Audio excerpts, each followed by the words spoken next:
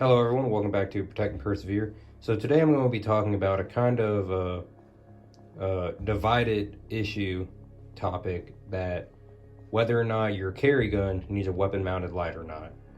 Well, personally, just the short answer to what I believe is that while a weapon mounted light, such as this Streamlight TLR1, is nice to have and definitely has some pros to it, I don't think it's necessary. I think it's if you want to have it, cool, and if you can pull it off, then why not? But I think that it's not absolutely necessary.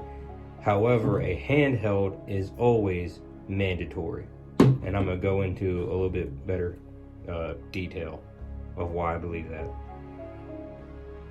All right, so first and foremost, concealed carry or everyday carry is a fine balance between comfort and capability, as I've discussed before. So obviously, if something's not comfortable, if you're always thinking about it or whatnot, if you can't pull it off, then there's no point in carrying it. So one thing I've gone back and forth on is I've carried a whole gambit of weapon mounted lights. Streamlight is my go-to. The TLR1 is a pretty solid light. I've also used the TLR7 in the past, and I've also just carried it like this with no light. This is a Dara holstered, and I actually modified it with just a little pad that helps conceal it pretty well, and I could take it off if I want to carry it like 4 o'clock, or if I'm carrying appendix, which is a t-shirt, I put this pad on there and it helps conceal a little bit better. And yes, this is no mag or clear. So yeah, a lot of people, just when you buy the gun, it doesn't come with a light, and a lot of people think about, buying a weapon mounted light to go on there. And then especially if this is a whole different topic if we're talking about like outside the waistband or duty holsters. In that case, yeah, there's no reason to not run a weapon mounted light unless you don't have one. However, I would argue that a handheld light is absolutely mandatory. And there have even been times where I didn't carry this, but I almost always have this on me, or a type of this. This is just a Streamlight ProTac HLX. It's the 1000 lumen one. And I've recently been playing around with this therm switchback, which I might demonstrate, or you can look up videos of cool guys messing around with it. But yeah, now this is gonna kind of turn into why more of a handheld white light video, but I feel like this is a mandatory, like I've said, and it's just more useful, versatile. And just because you have a weapon mounted light does not mean you shouldn't have one of these. It's just this adds to this. Now, going into a couple reasons why. Well, first off, the one main go-to reason is that you need to properly identify something before you shoot it.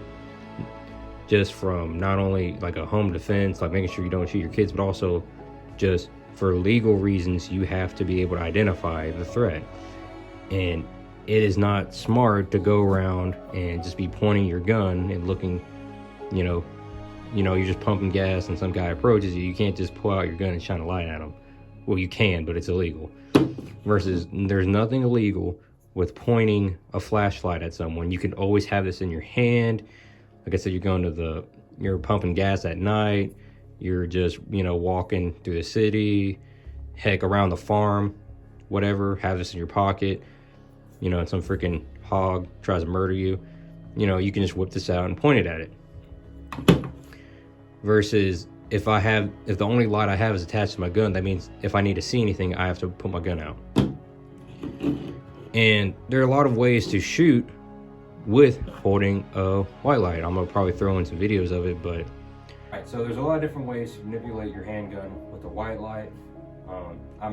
I haven't thought all this up. People have been training this and practicing this and teaching this for a long time. I've just picked up stuff over the years, and some people this might just be common knowledge, but I'm just going to go ahead and show this.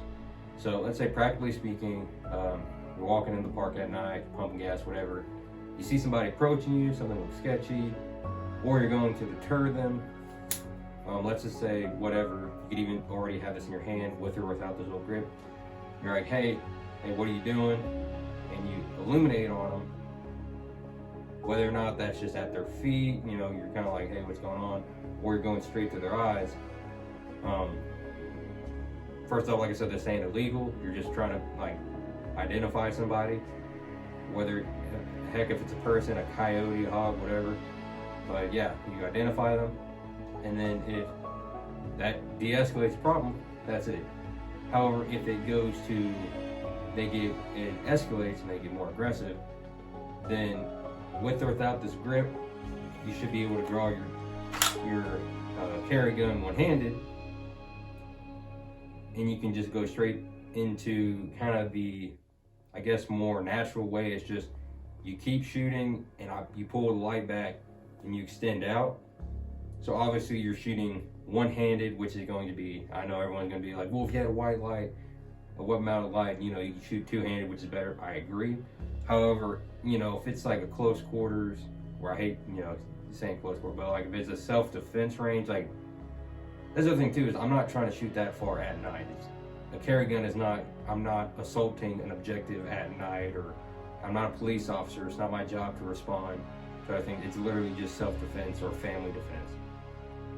It's more than likely it's going to be less than, heck, 20 yards at the most.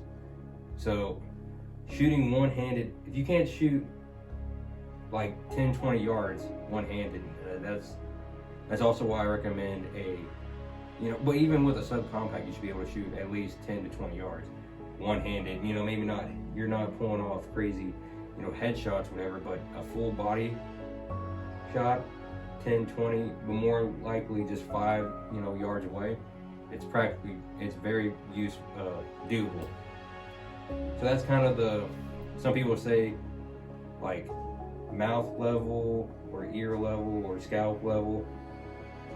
Or some people even, you know, if it's really, you're trying to just figure out what's going on, you could have it way up over here. You can look around and still point. Now, I'm running a red dot on mine, but if you're running irons, it is also very useful because putting it kind of, I guess, using your thumb on your forehead or whatever, you can illuminate your irons and the target at the same time. I don't know if I'm shining the camera, you can't even see what I'm doing, but yeah, you get what I'm saying. You can eliminate your irons and your red dot, or your irons and the target. It kind of, depending on your red dot and your brightness level and whatever, it might screw with that. But like I said, all this is very, what's the word I'm looking for? I'm just nitpicking. If the dude's 5 yards away, it's not that, you know, complicated. Now, another way that I actually picked up just watching old like cop movies and stuff is the old traditional, when they didn't have weapon mounted lights, you know, with guns that didn't have rails and stuff. It's just the classic cop, like 90s underhand, which from just, I think that this is a more natural way. You know, I'm already holding a light and then I just move out and I point and shoot. This actually does give you another point of contact for, I think it's a little bit more easier to shoot, especially multiple strings of fire.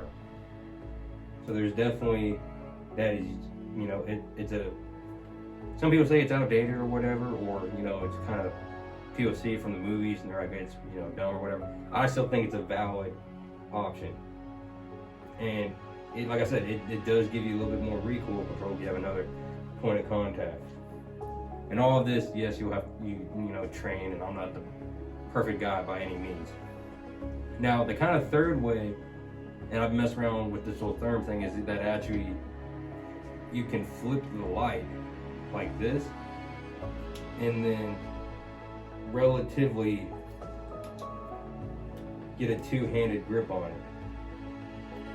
Which, I'm still playing around with it. I need to practice more with it, but because it does take a little bit of a learning curve to it, and I'm not at the point where it's instinctual. Like I said, if some dude's trying to mug me outside of Walmart at night, I'm probably just gonna be like, hey, what are you doing? And then bam. Versus the whole freaking switcheroo thing. It definitely looks cool, But just, yeah, that point, you can definitely easily switch it to that, but whether or not it's going to be pointing at the ground or the target, whatever, which, like I said, if it's 5 yards away, just having it spill off the ground, a light pole, trees, whatever, can give you enough. Now, one downside to that is if you have the light on because you're IDing him, and then you go to flip it around, is that you kind of do blind yourself a little bit and then point. But I don't know, I also like it, even if I'm not doing that cool ninja flip thing, is that I don't have to drop my light if I need to do something. So if I switch it like this, even if I'm not using it, I can still, you know, initiate a reload if I need to, and it just kind of flops around. Or if I have to, things got really bad and I have to go to my knife, I still have my white light and I don't have to drop it. You know what I'm saying? But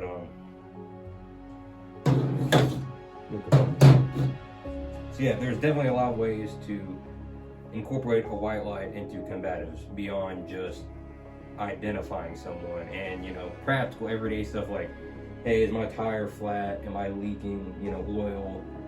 You know, hey, what's that over there? You know, I just think handhelds are mandatory and they don't get talked about enough.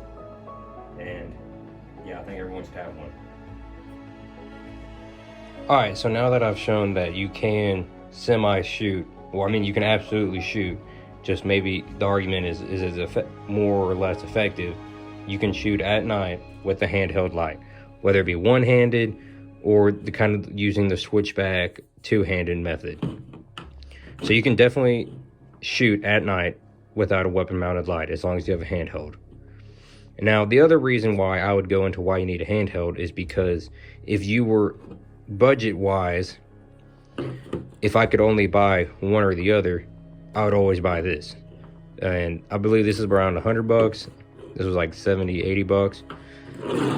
But just not only can you use it for a combative way, also just going into, like I said, just carrying this, if you ever found yourself having to, is that not only can you use this in conjunction with your firearm, standalone, it is actually a pretty decent defensive weapon. You can use it as a blunt weapon.